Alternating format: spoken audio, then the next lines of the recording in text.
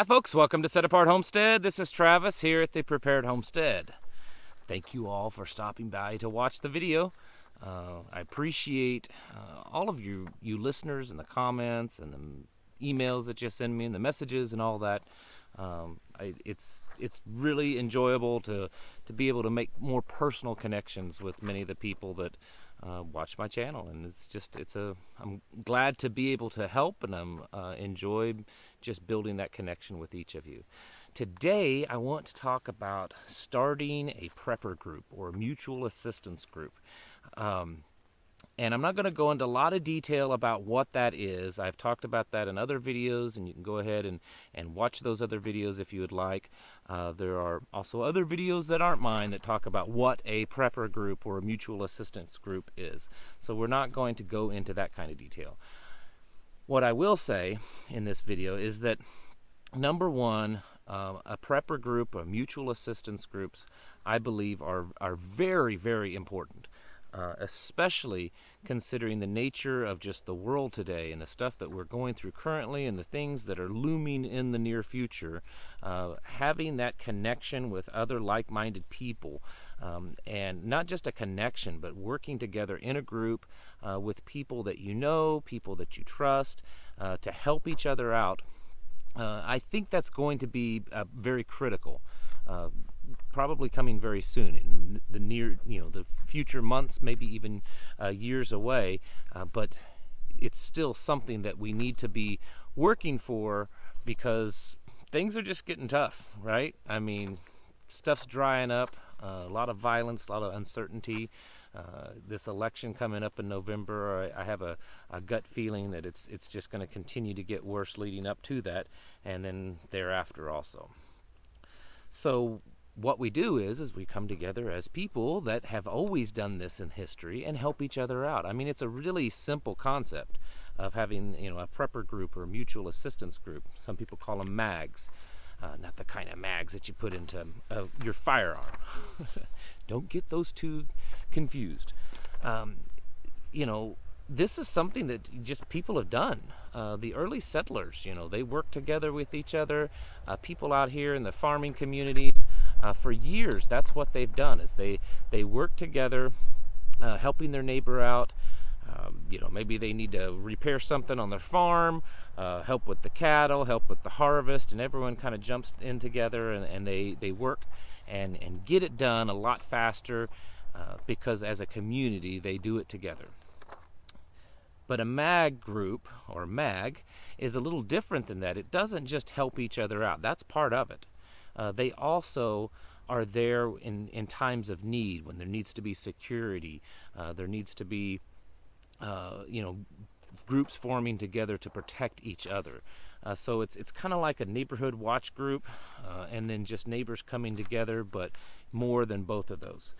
So what I suggest, if you are not aware of a prepper group or a mutual assistance group in your area, I suggest you just trying to start one. And you never know. Maybe it won't work out for you. I can't promise you the world. People are typically a little nervous about going to this kind of stuff, and I'm not sure why. But with just the atmosphere of what's going on in the world today, I think there's going to be more and more people open to it. That's what I'm doing here.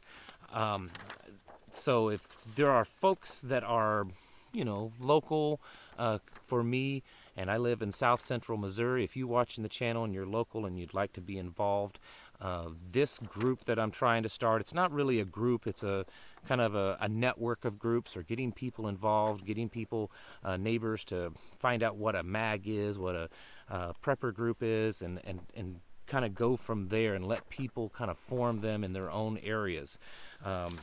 And the meeting will be held in Texas County, Missouri. If you have any interest in it and you live near us, go ahead and email me in the description below. But I've been putting flyers up like this around in the community out here in rural Texas County. So hopefully there will be people showing up, and it's going to be at a local city park, so it's nice neutral ground. That you don't have to feel awkward about going to someone's house or something like that. But this is a way that you can get these started in your community. simply make some flyers and pass them around. Maybe there's already existing groups that would be similar or have some like-minded people in them, maybe veterans groups. There may be different types of outdoor groups, people that go camping and fishing and things like that that you could contact. There may be homesteading group, there may be homeschooling groups. These types of organizations that might exist in your area could be a good place to spread the word for setting up a prepper group. Now, what you would want to do is host a meeting, which is what I'm planning on doing. And people come and maybe have some drinks, tea, coffee, water, things like that. You don't have to put on a buffet for people, but, give them something to kind of to drink while they're there, or if you want to bring some baked goods or something like that. And then basically you want to start talking about what a mutual assistance group is, what a prepper group is. A lot of people already know, but a lot of people don't know. There's a lot of people that, they're just starting to wake up, and they know that they need to do something. They know they need to band together with other like-minded individuals, but they just don't know how. So you want to start off with just a brief introduction and description of what a mutual assistance group is. From that point on, it's talking about it and trying to encourage the people there to work together to build one, whether it's one single group with everyone that's in it or breaking it up. And when I say breaking it up, the reason is you don't want to have a mutual assistance group with people that are spread so far apart that the distance is too far for them to come. You may have your central core group in your area, and that may be neighbors and friends that are in a 5 to 10 mile radius of you. And then you may have groups that are, they're affiliated with you, or they're there to assist in other ways. And this may be people that are much further away than 5 to 10 miles. So I could definitely see in, say, your area, multiple groups on a map that cover 5 to 10 mile area radiuses. And then every so often, all those individual groups would meet together, talk, train, go over, what they're doing as their small group, and how the group together can, maybe accomplish certain tasks. So, that's kind of the goal of this meeting that I'm doing that's coming up at the end of this month, August 30th. It's on a Sunday from 2 to 4 p.m. Anyways, if you're in the area and you want information about it, shoot me an email. I don't want to put it out here because there's, crazy people sometimes watch my videos. I know it's amazing to think that. I mean, certainly, there wouldn't be someone kooky crazy that would watch one of my videos, right? So I'm not going to put the details of the meeting out, like the location and everything. So if you're interested, just shoot me an email and I'll get back with you. Now, going forward with mutual assistance groups. It'd be a good idea to maybe have the people that are interested fill out some information about themselves. Now, I've seen different groups handle this differently. Some of them only want just a little bit of information and allow that everyone keep complete anonymity. And then there are other types of organizations, and they want everything. I mean, they're doing criminal background checks. They're, maybe checking credit histories, or they're looking into interviewing neighbors, families, friends, something like that. I've seen groups that, it's like, I'm not trying to join the FBI, I'm just joining a prepper group. Personally, I don't think going to that extreme is necessary. But, having a form where people can kind of put their name, the area that they live in, maybe their job history and their personal history, types of work that they've done that might pertain or be beneficial to a prepper group, listing if they are a felon or not, and then certain interests or activities that they consider themselves knowledgeable in. Maybe it's gardening, maybe it's sewing, maybe it's food preservation, livestock, herbs, auto mechanics, carpentry, security. There's all these different areas that a person could have multiple interests in and multiple levels of expert to down to novice to nothing. You can put all that on a form. Someone goes through and they kind of circle something, or they circle whether 1 through 4. Carpentry 1 through 4. 1 meaning you know nothing about it, or your very beginning level. 4 is you're some master carpenter. There's things that you can do like that, so that once the group comes together, you have a good idea of what the capabilities are of the group.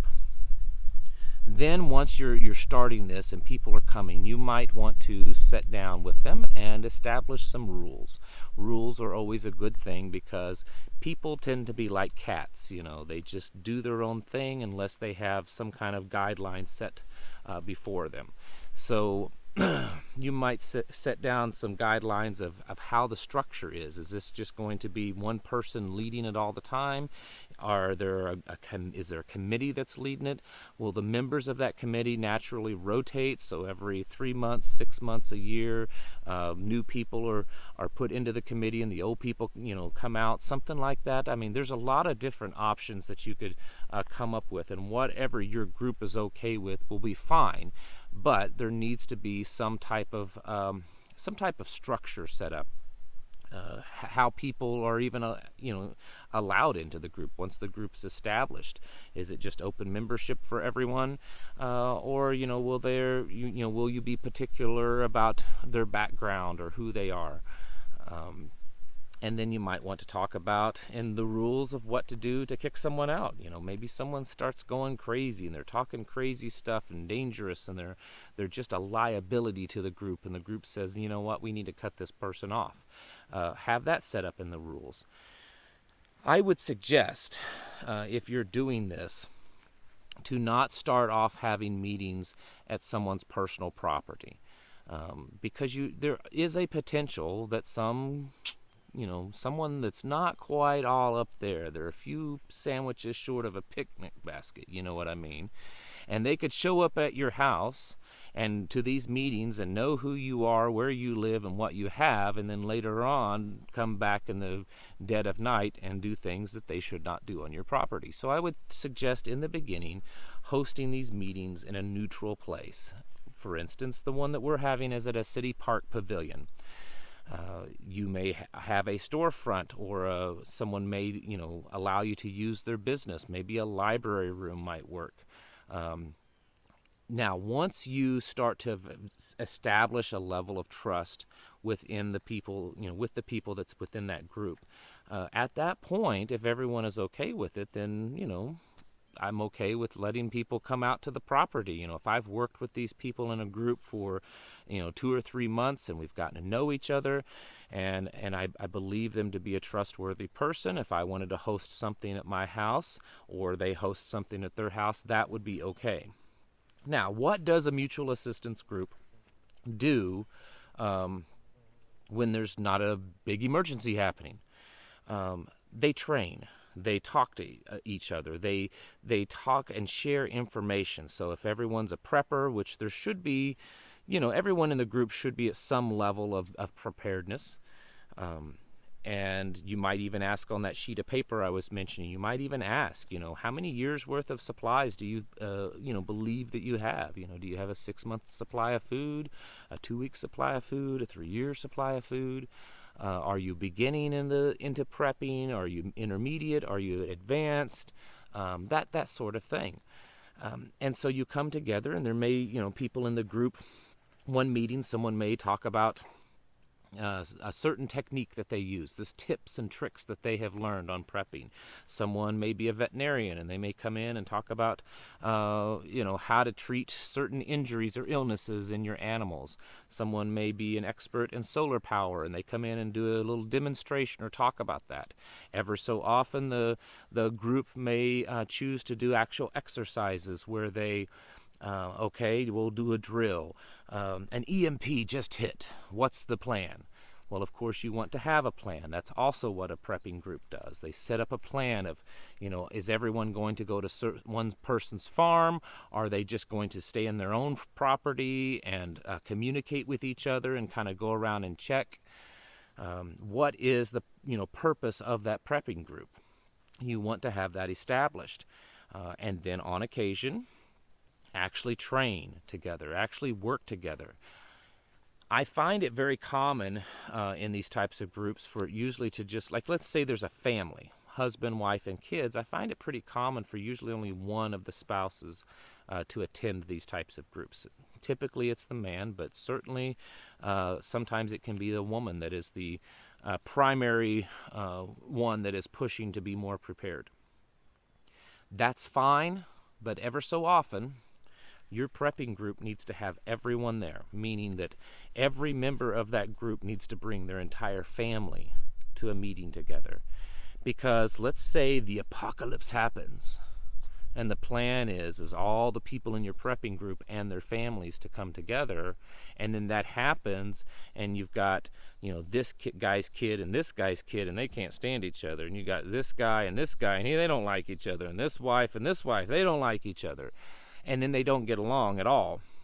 That's a really bad time to find out that no one actually likes each other within the group. So ever so often, all the family members and stuff need to meet. They can have picnics, they can do certain drills together. There's all kinds of things that they can do together, but it is important that on occasion everyone in the group comes together so that you know the type of people that's in your group. Because part of the reason of having a prepper group is if SHTF happens, that group comes together in defense of each other. That group comes together and provides security for their farms and their homes. That group comes together and they plant gardens together, and they harvest together, and they help each other preserve their foods together. They help each other repair homes or vehicles. All these different things that go on. That's what a prepping group does together. Because while you may want to be, or you may call yourself a lone wolf, and you say, I don't need anyone, the big one goes up and the world comes to an end, I'm just going to, be the lone wolf, and I'm going to handle it on my own. If you want to do that, that's your choice. But I'm going to tell you that things are going to be a lot harder and a lot worse for you if you do. You cannot protect your farm or your home or wherever you're at 24/7. You cannot protect your food supply 24/7. You cannot do all the things that's going to need to be done on your little homestead all by yourself. Not everyone has multiple people, able-bodied people on their homestead capable of doing the chores around there. There are some of you out there may be single moms that have little kids, or a married couple that have young kids. You can't, the husband and wife can't always be out there together working in the fields if they've got a toddler or an infant back at home. So the mom may have to stay at home, stay in the house and take care of the baby while the dad's out plowing fields. He can't do it all on his own. That's where a prepping group comes together. And they may, kind of like the Amish. They may all come to one guy's farm one day and get his garden, taken care of. And then they go to another another member's farm the next day, and they take care of that garden or whatever they need done there. There is more to it than just security. Security is definitely very important. But a prepper group or a mag group is a community coming together. And like I said in the beginning, with the things that are going on in this world, the violence, the great uncertainty of our society as a whole is right before our eyes. The shortages and probably increasing worse and worse. These shortages are just going to keep coming and keep getting worse. We as a people need to find our like-minded brothers and sisters and work together with them. And so that in the end is really what a mutual assistance group or a prepper group is. It's just like-minded people coming together and working together. And it's best to do that now before something bad happens, because once something bad happens, once the end of the world happens or whatever is going on, people tend to be less trustworthy of other people. Because if everyone's running out of food and someone says, oh, I want to join you, well, you have plenty of food. Are they joining you because they truly want to be part of this group, or are they joining you just so that you can take your food because times are so desperate? It's best to establish these groups now so you know the people that you can trust.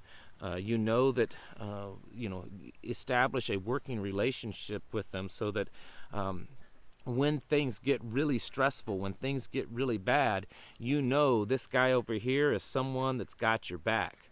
You know that he knows his stuff because you've worked with him, you've been around him, and it's not just him or her just talking and bloviating. They actually know what they're talking about. So that is something that you need to do now and not wait until after the big one happens. This is the very essential for prepping, I believe. I think it's a very essential thing to do. And I understand I'm going to get lots of comments saying, I don't know how to do that. There's no one around me. I get it. And I'm not saying that you're a failure if you don't start a prepping group. I'm just saying if it's at all possible for you to start one or to be involved in one, please do so. Now, before I leave, I want to say one thing. A lot of these videos on YouTube and a lot of these prepper groups only let members in, or they're very hyper-focused on letting people in that have very specialized skills. We're only going to let someone in that was in the military, or that they were special forces, or they're a doctor, or they're, whatever. I remember I went to a prepper group years ago. And there was an elderly lady there. She was elderly and feeble, but she was just hardcore prepper to the heart. And I was talking to her, and she said, I don't know how to join a prepper group or anything because they these prepper groups they have these expectations of people. They want someone to be, a doctor or, into combat or whatever it is. She says, I'm an old lady and I'm feeble. I can't go out and fight, and I can't do a lot of physical labor. She said, so a lot of them just don't want me. I said, I don't believe that. I don't believe that you don't have anything to offer. My opinion is if there's someone that truly wants to be in your group, wants to be part of what you're trying to do, they have something to offer. Everyone has something to offer. That little old lady had, I guarantee you, way more wisdom and knowledge in her head than all the other people in that prepping group combined did. And while she may not be able to go out and build houses and dig trenches and, stay up all night working sentry, she can pass on the knowledge and the wisdom that she has to those people, and it will save them time. They don't have to go out there and reinvent the wheel every time they try to do something. She's probably already done it in her life. She already knows about it, especially out here in the country. These elderly, these senior citizens out here in the country, they grew up gardening and taking care of animals, and a lot of them did it the old-fashioned way. So just because you might think you don't have anything to offer, that's not really true. I believe that everyone that has the drive and the passion to be involved in a prepper group or a mutual aid group does have something to offer. All right, folks. Thank you all for watching, and I'll catch you in the next video.